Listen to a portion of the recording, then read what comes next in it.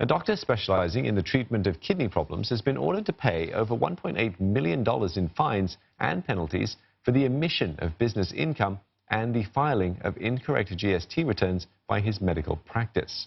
60-year-old Lai Wai Chung had abetted the Centre for Kidney Disease, where he is director, in submitting incorrect income returns.